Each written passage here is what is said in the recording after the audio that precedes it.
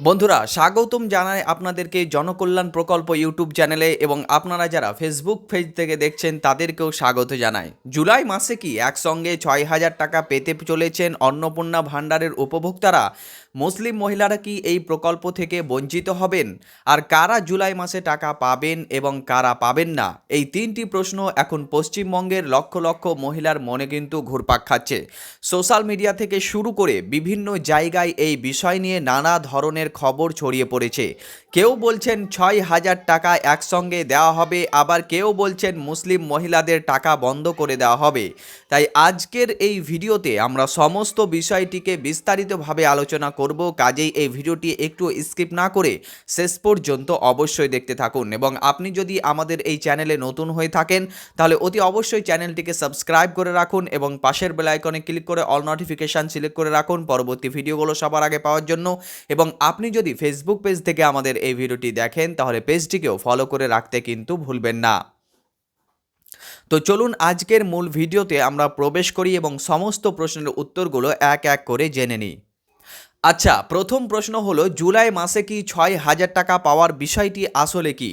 সম্প্রতি এক জনসভা থেকে মুখ্যমন্ত্রী শুভেন্দু অধিকারী অন্নপূর্ণা ভাণ্ডার প্রকল্প নিয়ে গুরুত্বপূর্ণ তথ্য দিয়েছেন। তিনি জানিয়েছেন এখন পর্যন্ত প্রায় ১,৫,০০,০০০ মহিলার এই প্রকল্পে নাম নথিভুক্ত করে দিয়েছেন এবং তাদের তথ্য যাচাইয়ের কাজ দ্রুত গতিতে চলছে এবং সেই কাজ খুব তাড়াতাড়ি সম্পূর্ণ হবে। তিনি আরও বলেন, যাদের ভেরিফিকেশন সম্পূর্ণ হয়েছে তাদের জুন মাসের ৩,০০০ টাকা ১লা জুলাই ব্যাংক অ্যাকাউন্টে কিন্তু পাঠানো হবে। এখান থেকেই শুরু হয়েছে নানা জল্পনা এবং কল্পনা, কারণ যদি জুন মাসের টাকা জুলাই মাসে দেওয়া হয় তাহলে জুলাই মাসের টাকাও তো জুলাই মাসেই পাওয়ার কথা, এমনটাই ভাবছেন উপভোক্তারা এবং মা ও বোনেরা। সেই হিসেবে অনেকেই মনে করছেন জুন মাসের ৩,০০০ টাকা জুলাই মাসের ৩,০০০ টাকা একই সঙ্গে তারা কিন্তু পাবে। মোট ৬,০০০ টাকা জুলাই মাসে তারা কিন্তু পাবে, এমনটাই তারা মনে করছেন। তবে এখানে একটি বিষয় খুব স্পষ্ট করে বলে রাখা দরকার, সরকারিভাবে এখনও কোথাও ঘোষণা করা হয়নি যে ১লা জুলাই একসঙ্গে ৬,০০০ টাকা দেওয়া হবে। যা বলা হয়েছে তা হলো জুন মাসের টাকা জুলাই মাসের শুরুতে দেওয়া হবে, এরপর জুলাই মাসের টাকা পরবর্তী নির্ধারিত সময়ে অ্যাকাউন্টে ঢুকতে পারে। তাই ৬,০০০ টাকা পাওয়ার সম্ভাবনা থাকলেও সরকারিভাবে নিশ্চিত ঘোষণা না আসা পর্যন্ত অপেক্ষা করাই বুদ্ধিমানের কাজ।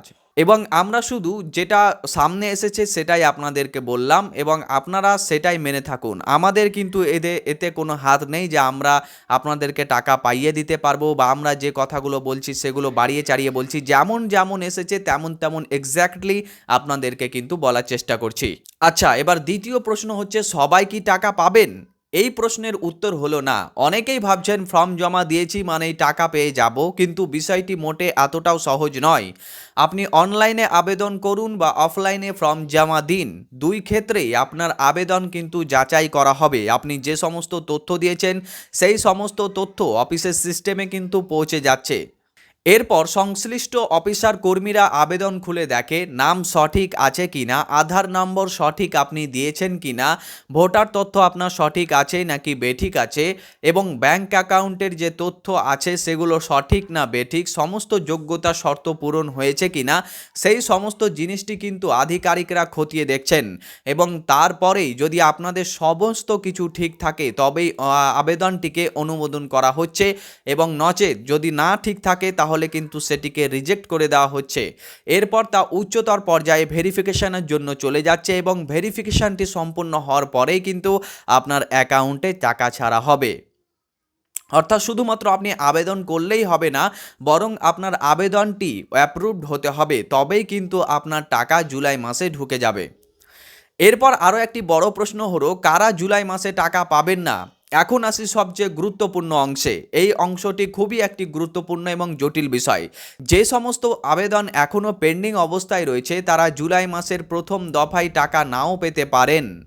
এছাড়া আবেদনপত্রে ভুল তথ্য থাকলে এবং আধার বা ব্যাংকের তথ্য ভুল থাকলে, অর্থাৎ আধার কার্ডের সাথে ব্যাংকের লিঙ্ক অথবা ডাইরেক্ট বেনিফিট ট্রান্সফার বা ডিবিটি না থাকলে, অফিস থেকে আবেদন যাচাই না হলে বা আবেদন রিজেক্ট হয়ে গেলে এবং যোগ্যতার শর্ত পূরণ না করতে পারলে কিন্তু আপনার ফর্মটি অ্যাপ্রুভ হবে না এবং রিজেক্ট হয়ে যাবে।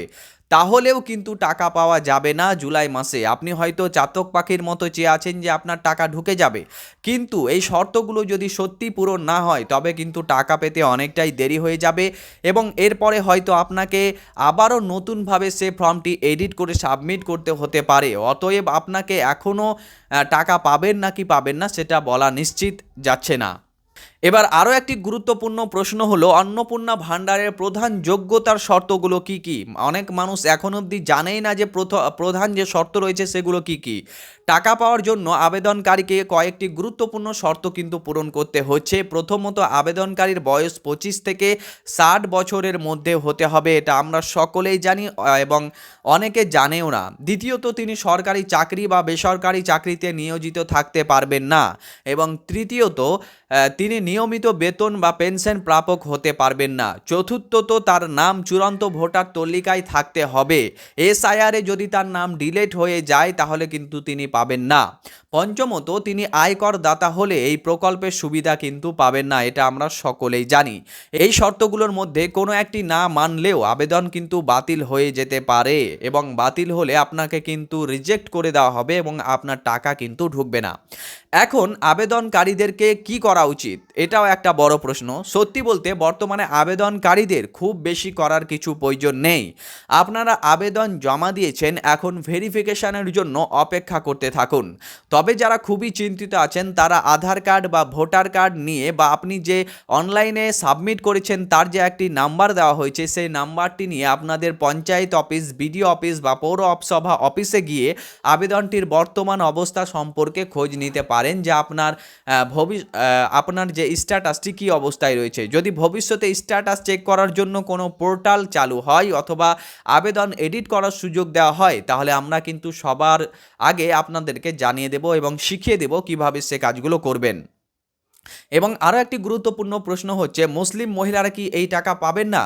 বর্তমানে এই বিষয়টি নিয়ে সবচেয়ে বেশি বিভ্রান্ত তৈরি হয়েছে। অনেকেই ভাবছেন মুসলিম মহিলাদের নাম কেটে দেওয়া হবে অথবা তারা টাকা কিন্তু পাবেন না। এটি হওয়ার কারণ হলো যে কালকে মাননীয় মুখ্যমন্ত্রী শুভেন্দু অধিকারী কিন্তু একটি ইঙ্গিত করেছেন যে যারা মাদ্রাসা পড়ুয়া বা যারা মাদ্রাসায় পড়াশোনা করে তাদের মা ও বোনদেরকে কিন্তু এই টাকা দেওয়া হবে না। কিন্তু বাস্তব তথ্য বলছে প্রকল্পের কোথাও ধর্মের ভিত্তিতে টাকা দেওয়া বা না দেওয়ার কথা কিন্তু কোথাও নিয়ম নেই। অর্থাৎ আপনি হিন্দু হন অথবা মুসলিম হন, খ্রিস্টান হন বা অন্য ধর্মাবলম্বী হন না কেন, যদি প্রকল্পের সমস্ত শর্ত পূরণ করেন এবং আপনার আবেদন অনুমোদিত হয় তাহলে আপনি টাকা পাবেন।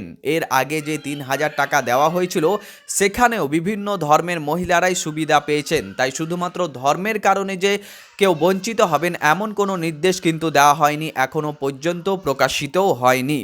তবে প্রকল্পে যেসব শর্ত রয়েছে সেগুলো আপনাকে অবশ্যই মানতে হবে। যদি আপনি সেসব শর্তগুলো পূরণ করতে না পারেন তাহলে কিন্তু আপনি টাকা পাবেন না। সর্বশেষ কথা হলো বন্ধুরা, আপাতত সবচেয়ে গুরুত্বপূর্ণ বিষয় হলো আপনার আবেদন অ্যাপ্রুভড হয়েছে কি হয়নি সেটা জানা। যাদের আবেদন অনুমোদিত হয়েছে তারা জুলাই মাসে টাকা পাওয়ার তালিকায় চলে গিয়েছেন এবং তারা অবশ্যই যদি তাদের কথা ঠিক থাকে, যদি তারা কথা খেলাপি না করে তাহলে কিন্তু আপনারা 1 তারিখ টাকা পেয়ে যাবেন। আর 6,000 টাকা একসঙ্গে পাওয়ার বিষয়টি নিয়ে সরকারিভাবে আরও স্পষ্ট ঘোষণা এলে আমরা অবশ্যই আপনাদেরকে কিন্তু জানিয়ে দেব।